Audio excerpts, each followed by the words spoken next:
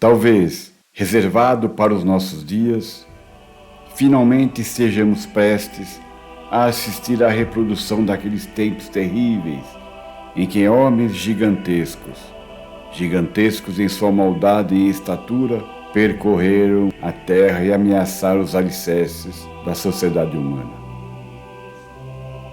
As modernas tecnologias de comunicação digital, atreladas a uma narrativa ateísta, que sequer pode ser chamada de filosófica, e que reina tanto na sociedade ocidental como no chamado mundo socialista, estão a evoluir rapidamente para um estado de coisas que, apesar da brevidade da vida humana individual, estão promovendo a maldade e o crime a uma velocidade e níveis gigantescos. Crimes hediondos estão a encher de medo as mentes dos homens. Os velhos padrões e convenções estão travando uma batalha perdida pela sua sobrevivência. Já há muito tempo, toda a carne tem corrompido seu caminho sobre a terra. E em breve o justo governante da criação poderá pronunciar o fim da aprovação do homem, com as mesmas terríveis palavras ditas a Noé, há mais de 4.200 anos. O fim de toda a carne é chegado perante mim, porque a terra está cheia da violência dos homens. Eis que os destruirei juntamente com a terra. De um modo diverso daquele quando, pelas águas poderosas do dilúvio, foi destruído todo ser vivente que havia sobre a face da terra. Talvez agora, pela liberação da energia confinada, latente em todo o átomo da criação, quando Deus, num piscar de olhos, ao soar da última trombeta, fará os céus passarem com grande estrondo, e os elementos ardendo se desfarão, e a terra e as obras que nela há se queimarão. O pecado do homem um dia terminará, quando tiver alcançado o seu clímax. E então o Senhor justo derramará sua vingança, como aconteceu com as cidades de Sodoma e Gomorra, como com os amorreus e a Jerusalém no primeiro século da Era Comum. Há todos os motivos para acreditarmos que a fase final da libertação de Satanás está agora sobre nós. A infidelidade começou na Grã-Bretanha, com os filósofos deístas que surgiram como contemporâneos dos puritanos do século XVII, que afirmavam a existência de Deus como exigência da razão, independentemente de qualquer revelação, histórica e positiva, e a partir da identificação da razão com a natureza. Essa posição filosófica cresceu, lenta, mas seguramente, até as proporções massivas do iluminismo do século XIX, com a heresia científica da evolução como seu parceiro estável.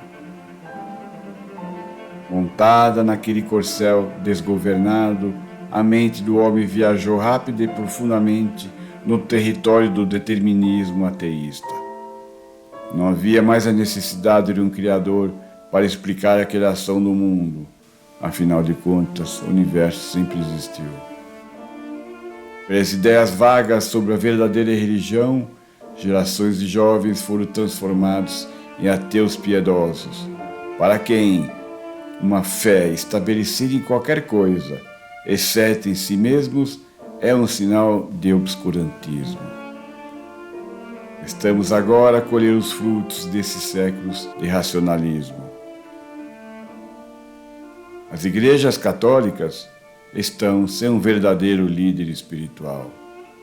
O protestantismo está desagregado. A reforma acabou e os seus triunfos agora estão esquecidos ou impugnados. Agora, prevalece no mundo cristão duas visões principais sobre o chamado final dos tempos. De um lado, os que creem no pós-milenismo, uma interpretação do capítulo 20 do livro do Apocalipse. como uma visão ou sistema de escatologia que acredita que a segunda vinda de Cristo ocorrerá após o milênio, que é a idade atual em que vivemos, e que ao longo do tempo o cristianismo se espalhará e prevalecerá cada vez mais no mundo. São otimistas quanto ao futuro e à influência positiva do cristianismo na sociedade.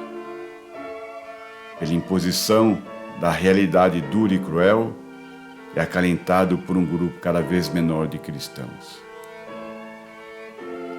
O outro grupo majoritário, o pré-milenismo, acredita que a segunda vinda de Cristo ocorrerá antes do seu reino milenar na Terra e se nutre complacentemente da excitante perspectiva do surgimento de um anticristo terrível. Os crentes dessa visão acham que, de acordo com as suas próprias fantasias advindas desse dispensacionalismo, que serão poupados por Deus pelo seu arrebatamento da terra. O cenário, portanto, está preparado para o ato final de engano universal de Satanás. O pouco tempo de sua soltura retributiva já está sobre nós. As forças pagãs e ateístas do seu império, que se levantam pela última vez para ameaçar e destruir os últimos remanescentes do testemunho divino entre os homens, estão com seus dias contados, até quando o fogo de Deus cair dos céus sobre eles.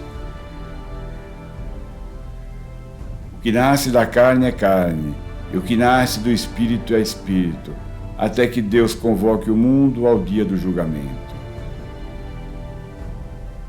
Tende então cuidado, todos vós, filósofos e governantes orgulhosos, cientistas ateus e evolucionistas, toupeiras teológicas cegas em antros de falsos estudos, que abris caminho através das páginas das Sagradas Escrituras para expulsar, destruir e banir a palavra de Deus.